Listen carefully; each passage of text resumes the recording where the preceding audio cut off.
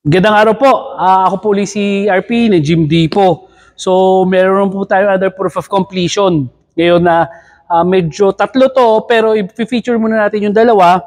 Una, yung kay Sir Dennis Tan. So, kung lagi kayo nanonood ng videos ko, pang ilang beses nyo na maririnig si Sir Dennis Tan. As a matter of fact, kung di ako nagkakamali, mga after niya maka-order sa atin ng isang package A or B, nagdagdag pa siya from time to time. So parang kay Sir Junski ng Isabela, mga nakatatlong beses na or apat na beses na sila na naka-order. So to si Dennis Tan, nagdadagdag po siya ng gamit. Kung di ako nagkamali, parang siya ata yung lumipat ng mas malaking lugar kasi dumami yung kliyente niya. Tapos dagdag siya ng dagdag ng equipment. Which is, nagpapasalamat tayo doon sa mga taong sumusuporta sa atin na, alam mo yun, nakakuha na sa atin ng malaking package, tapos daan-daan pa rin kumukuha sa atin ng mga pandagdag kasi nagtitiwala sila kung malaki nga yung package na napagkatiwalaan tayo, ano pa yung mga maliliit. Pero pa doon, kasi patuloy sila nanonood, palagi, ng mga videos natin, nakikita nila yung kahalagahan nung sinasabi natin na kagaya niya na malaking bagay na upgrade from time to time yung mga gym owners kasi pwera kasi sa pwera sa kailangan mong maging competitive kasi hindi mo masabi baka mamaya may mga nagsusulputan ng mga gym doon sa lugar mo. So dapat competitive ka kasi syempre mapapag-iwanan ka. Pero pa doon, yung mga kliyente mo, they deserve din naman na mas ma-upgrade, ma-update yung mga gamit nila. Pero pa doon, kasi kung magdadagdag ka ng mga gym equipment, dadami pa rin yung tao na pwedeng makagamit ng gym mo at one particular time. Let's say, dati sa package A, kung 20 ka tao ang makakagamit ng sabay-sabay, dahil nakailang gamit ka na, kunyari nakalima ka ng order sa akin ng iba-ibang mga equipment, so another 5 na equipment yon. So another 5 na katao, yung pwede mo i-cater kasi may bago ka na namang gamit or baka mas mahigit pa sa 5 yung ma-attract mo. Lalo na to kasi itong machine na mga i-feature natin ngayon, hindi siya madalas makita. Actually, bihirang-bihira ang makikita mo na merong ganito. So, sa iba, napakamahal nito yung imported na gym equipment. So, ito yung leg abductor at abduction natin. So, itong machine na to, sabi ko nga, bihira ka makakakita nito kasi ang hirap nito gawin. Pangalawa, ang muscle part na tinatamaan nito, yung inner thigh, tsaka outer thigh, which is napakahirap, lalo na sa babae kasi yun yung hinahanap nila eh. Pero maski sa lalaki, kahit mag-squat ka o mag-deadlift ka, pag minsan dito sa inner thigh mo, naiiwan yung taba. So ito yung machine para doon sa inner thigh na yun. So,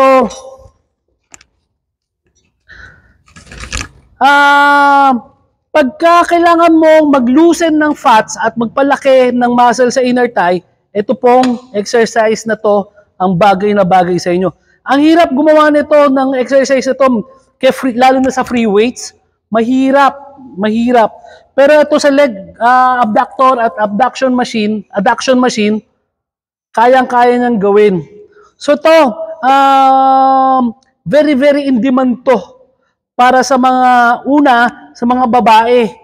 Pero higit sa lahat, pati doon sa mga competitive na bodybuilders kasi naiiwan talaga yung inner thigh nila eh. So ito, plug and play lang. Tapos, may lever lang tayo na hihilahin para mapunta naman doon sa kabilang machine. So ito, kanina, pasara. So para sa inner thigh, ito naman sa outer thigh. So pabukan naman to. So kita nyo na from doon sa unang design namin ito, na perfect na natin ngayon talaga to. So malaki na yung pinagbago niya. So may easy pull na lever lang siya para para mailagay doon sa posisyon na gusto mo para sa exercise na yon. So, itong machine na to is para sa inner thigh tsaka outer thigh, which is bihirang-bihira, again. Tapos ilalagay ko na lang presyo sa description kasi from time to time, nagbabago yung presyo nito. So ito, kung makikita nyo, sunod-sunod, last delivery natin, alam ko meron din ito. Kasi nga, bihira ang gumagawa ng gantong machine.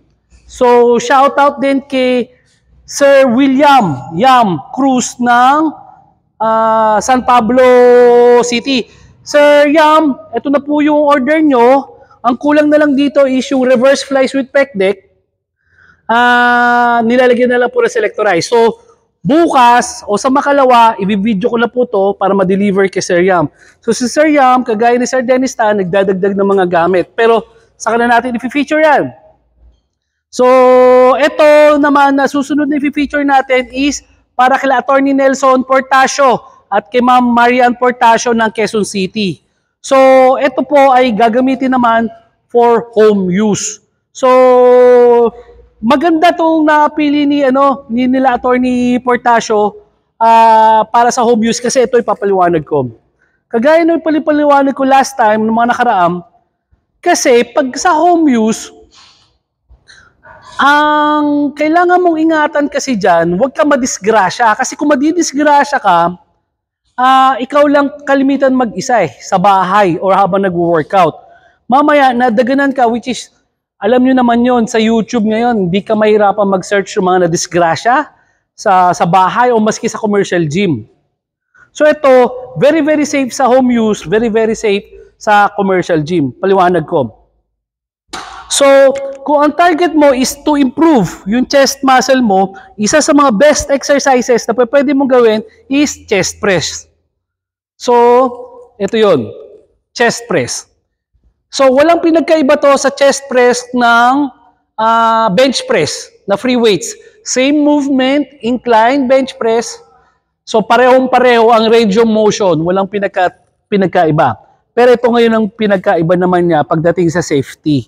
Unlike do sa incline bench press, so hawak-hawak ng barbell, kailangan mo magtira ng energy kasi once na matatapos na i-set mo, kailangan mo magtira ng energy para maisampay yung barbell sa rack, which is doon kalimitan nagkakaroon ng aksidente. Kasi yung iba, hindi na yung tinatawag ko doon na lunod, yung hindi na lakaya na ipanik yung barbell at isabit, kaya nangyayari, nahuhulog either sa leeg o sa dibdib.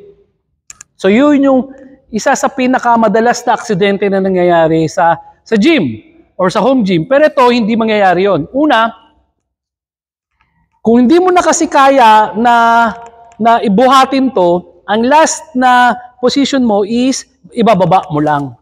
Unlike sa bench press, ang last position mo, iaangat mo para isampay. Ito, wala kang effort na kailangan gawin para ilagay sa resting position. Kasi ang resting position niya, ibababa mo lang. Pangalawa, wala tong nagduduktong na bar sa gitna. So, mabitawan mo man, let's say, hindi mo na ibaba, nabitawan mo, walang bakal na tumama sa dibdib mo. So, yun yung safe doon. So, safety. Dalawang safety features ang meron tayo, kaya hindi siya delikado. So, doon naman sa difference nung bakit mas maganda ang isolateral na bench press kaysa sa bench press. Kasi ang isolateral na bench press is parang dumbbell to. So, gumagalaw na separate ang kaliwa mong kamay sa kanan mong kamay, which means nagde-develop ng sabay. Unlike sa barbell kasi, pag hindi na kaya ng mahina mong kamay, which is yung left sa akin, ang nangyayari, nagko-compensate yung kanan. So, nangyayari, hindi na pantay. At ang nangyayari niyan, mas lumalaki yung kanang braso mo kaysa sa kaliwang braso mo. So, unlike dito, sabay. Kasi, hiwalay na movement yung kaliwa at kanan at hindi sila nagtutulungan. Hindi sila nagtutulungan. So, yun yung kagandahan nito, mas effective siya. Sa opinion ko, mas effective siya kesa sa ordinary bench press. So, kita nyo, Very, very safe. Kesa bahay ka, kesa sa commercial gym, perfecto kung ang habol mo is safety. So next is yung shoulder press. Kagaya na explanation ko sa incline bench press, ang shoulder press is the same. So ito, hiwala yung movement, isolateral, ang left at ang kanan mo. So nagde-develop ng sabay ang left and right muscles mo, ang arms mo and shoulder mo. So which is good. Pangalawa, yung safety na sinasabi ko kasi hindi ka madadaganan ng barbell pagka pe-press ka na. Plus, kagaya din dun sa kabila, last movement mo is yung resting position mo na, which is ibababa mo na lang. So very, very safe. So kung nasa bahay ka lang, hindi ka matatakot na baka madisgrasya ka. So, Attorney Nelson, ito yung perfect talaga. Kung gusto mo is safety, pero at the same time, para ka nag-free weights, ito yung perfect talaga na machine. And ito, it will benefit hindi lang yung beginner, but maski yung advanced. Kasi, yung advanced, may mga program tayo kagaya nung up to failure, which is, yung up to failure, bubuhat ka, yung huling rep mo, yung halos hindi mo na kaya. So, hindi mo pa pwedeng gawin yon ng mag-isa kung barbell ang gamit mo kasi hindi mo na nga kaya eh. Doon ka madidisgrasya. So, hindi mo na maisasampay. Kung maisampay mo yan, ibig sabihin, hindi pa failure kasi kaya mo pa. Pero ito, definitely, pag pipigay mo hanggang sa last energy mo, pag hindi mo na kaya at hindi mo na maaangat, bitaw. Okay? So nakita nyo tumalbog. So sa mga bagong mga nakapanood ng video ko, kaya siya tumatalbog kasi meron tayong shock absorber na nilagay dito. May spring tayo na nilagay para in case na mabitawan, mahulog, hindi siya bakal sa bakal. At proud to say, madami na ako nakitang mga ganito sa ibang mga kakompetensya ko, pero kami palang halos ang meron nito. Ito, sarili namin feature yun kasi ginagamit ko rin to sa sarili kong gym. Okay, last but not the least, reverse flies with pec deck. Ito naman, ang tinatamaan dito is chest, tinatamaan dito is shoulder, ito, tinatamaan to yung inner chest at saka rear delts. So sa position na to, yung reverse flies with pec deck, ito, rear delts ang tinatamaan. So sa likod, yung likod ng shoulder, back. Tapos, isolateral din yung movement niya, hiwalay na gumagalaw yung kaliwa sa kanan, so sabay na nagde-develop ang mga muscle group mo. And then, may papapin lang tayo, posisyon ng ganyan, pang chest na siya uli.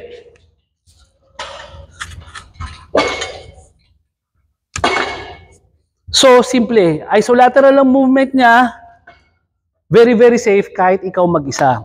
So, I hope magustuhan ni Attorney Nelson tong gamit niya. So, last but not the least, nililinis na lang yung kay Sir Edwin ng Leyte ata to, stainless to. Ito yung abangan nyo na video namin. Gandang-ganda ako sa kinalabasan ng gamit. So anyway, meron tayong commercial gym, meron tayong home gym. Papasalamat tayo sa mga tao na patuloy na nagsusuporta sa atin. And I hope itong darating na taon is makakapag-serve pa tayo, makakapag-deliver pa tayo sa mas maraming mga kliyente sa Pilipinas. Ako po si RP ng Gym Depot. Maraming salamat po.